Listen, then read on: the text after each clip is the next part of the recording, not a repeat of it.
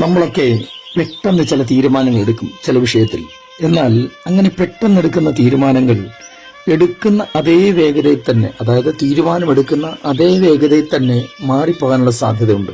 എന്നാൽ മറ്റു ചില കാര്യങ്ങളിൽ വളരെ ആലോചിച്ചുറപ്പിച്ചതിന് ശേഷം മാത്രമേ എന്തെങ്കിലും തീരുമാനം കൈക്കൊള്ളുകയുള്ളൂ. അങ്ങനെ കൈക്കൊള്ളുന്ന തീരുമാനങ്ങൾ അത്ര വേഗം മാറിപ്പോവുകയില്ല എന്നുള്ളത് നമ്മുടെ ഓരോരുത്തരുടെയും അനുഭവത്തിന്റെ സാക്ഷ്യമാണ്.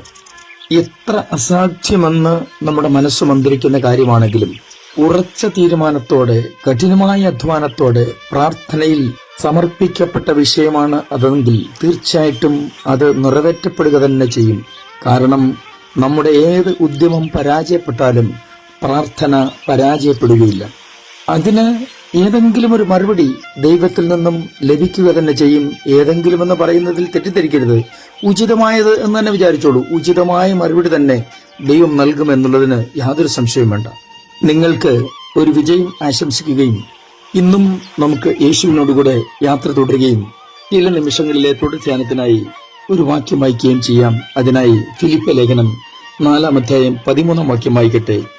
എന്നെ ശക്തനാക്കുന്ന മുഖാന്തരം ഞാൻ സകലത്തിനും മതിയാകുന്നു. ഉറച്ച തീരുമാനവും ഉന്നത പാരമ്പര്യവുമുള്ള ഒരു വ്യക്തിയായിരുന്നു ശൗൽ.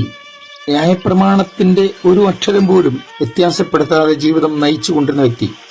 എന്നാൽ യേശുക്രിസ്തുവിന്റെ പ്രത്യേക സന്ദർശനം തന്നെ പുതിയ ഒരു മനുഷ്യനാക്കി മാറ്റി. അങ്ങനെയാണ് പുതിയ നിയമത്തിൽ നമുക്ക് പൗലോസിനെ ലഭിക്കുന്നത്. ത്യാഗോജ്വലവും അത്ഭുതകരവുമായ തന്റെ ശുശ്രൂഷ ജീവിതം ഏതൊരാൾക്കും അനുകരണീയമാണ്. പക്ഷെ അത്ര എളുപ്പമല്ല. ഒരിക്കൽ തന്റെ കഴിവിലും ബുദ്ധിയിലുമൊക്കെ പ്രശംസിച്ചിരുന്ന ഈ വ്യക്തി ഇപ്പോൾ പറയുന്നത്, എനിക്ക് എന്റെ കഴിവല്ല, എന്നെ ശക്തനാക്കുന്ന അല്ലെങ്കിൽ ക്രിസ്തുവിലൂടെ എനിക്ക് ഒന്നും അസാധ്യമാവുകയില്ല.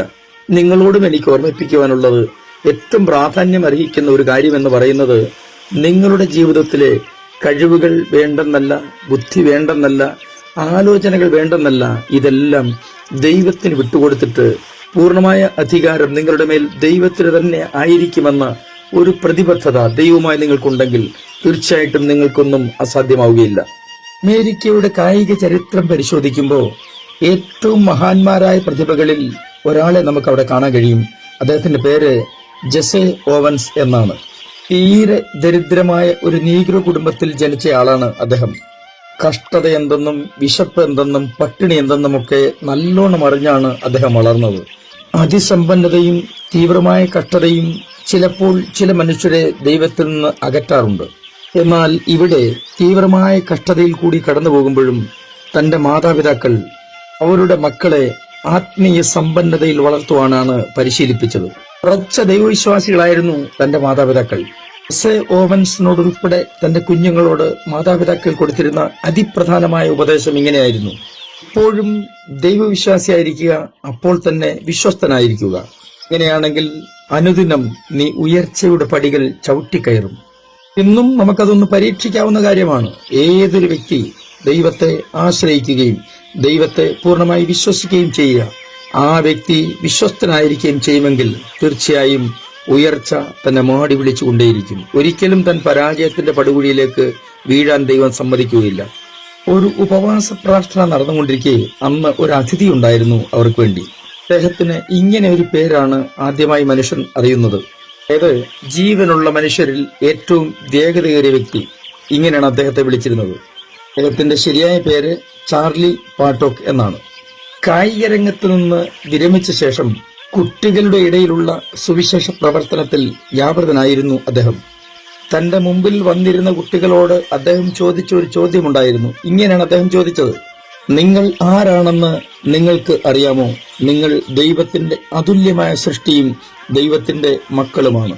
ഒരു ശരിയായ ലക്ഷ്യവും വിശ്വാസവും സ്വഭാവശുദ്ധിയും നിങ്ങളുടെ ജീവിതത്തിൽ ഉണ്ടെങ്കിൽ നിങ്ങൾ ആഗ്രഹിക്കുകയും സ്വപ്നം കാണുകയും ചെയ്യുന്ന ഒരു പ്രത്യേക വ്യക്തിയായി നിങ്ങൾക്ക് മാറാൻ കഴിയും. തന്നെയുമല്ല, അതിന് ഏറ്റവും അത്യന്താപേക്ഷിതമായിരിക്കുന്നത് നല്ലവനായ ദൈവത്തിന്റെ സഹായമാണ്.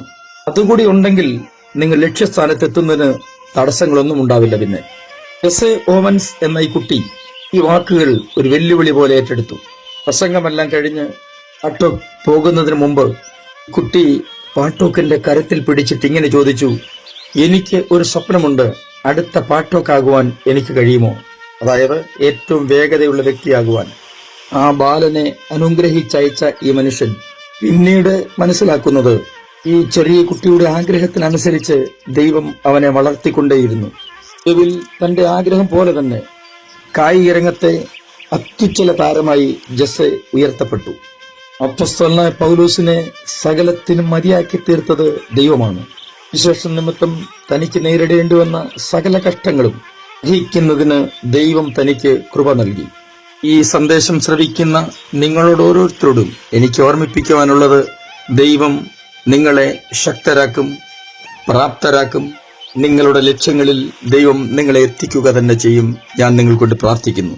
സ്വർഗീയ പിതാവേ, എൻ്റെ എല്ലാ പ്രിയപ്പെട്ടവരെയും അങ്ങയുടെ കരങ്ങളിലേക്ക് ഏൽപ്പിച്ച് അനുഗ്രഹിച്ച് പ്രാർത്ഥിക്കുന്നു. ജീവിതത്തിലെ ഓരോരുത്തരുടെയും ലക്ഷ്യങ്ങൾ സഫലമാകത്തക്കവണ്ണം അങ്ങ് അവരുടെ കൂടെ ഇരുന്ന് സഹായിക്കുമാറാകണമെന്ന് പ്രാർത്ഥിക്കുന്നു. യേശു ക്രിസ്തുവിന്റെ അൻപുള്ള നാമത്തിൽ തന്നെ ആമേൻ.